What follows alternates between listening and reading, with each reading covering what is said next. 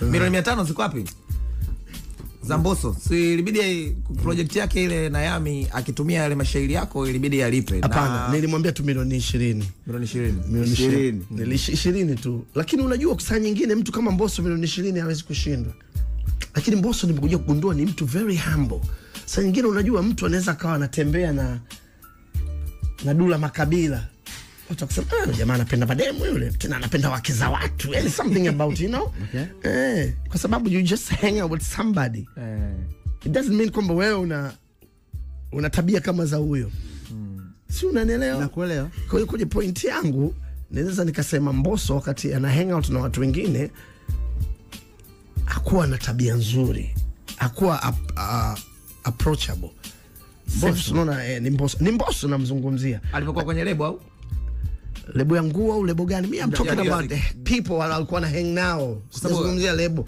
Lebo ziko nyingi, kuna lebo ya nguo, lebo ya. Na wazungumzia music lebo WCB ambapo alikuwa kwa muda kidogo. Hapana. Maybe hiyo labda I'm talking about company. I'm not talking about the brands. Okay. Company. Company nayo inakuwa tatizo. Ndio alikuwa anafanya anaonekana anashindwa ku reach the demands ambazo watu wengine walikuwa wanataka yeye azifanye. Sasa hivi amekuwa wazi. Anaonekana. Kwa hiyo mimi ukisikia nimeimba na Mbosso nyimbo yangu, one of my songs nimeifanyia refix, usishangae.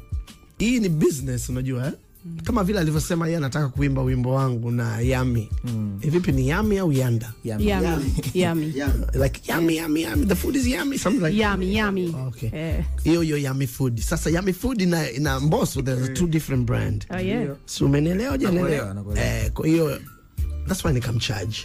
Lakini tungeongea kama Mbosso na TID, we can go through some sort of agreement. Kwamba yeye atachukua. Tatizo lilikuwa company. Lakini mimi nilifurahi sana Mbosso kunitafuta, kuniuliza kufanya nyimbo ya Siamini na msanii mwingine, sio kufanya na mimi. That was the problem. Ndio maana hata nikatoa demand mbaya, lakini anyways, sasa tuko sawa, tunafanya kazi. Kwa maana yake mtu kumbe akitaka kurudia ngoma yako ni inabidi aimbe na wewe, sio akatumie yeye uko wake. Exactly.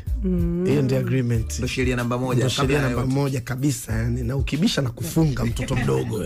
Kuna ubaya gani? Kufua na kufunga, ni na kufua hapo na kufunga. I'm the judge, the jury and the executioner. Sasa switcha baba, namzungumzia Quick Cracker.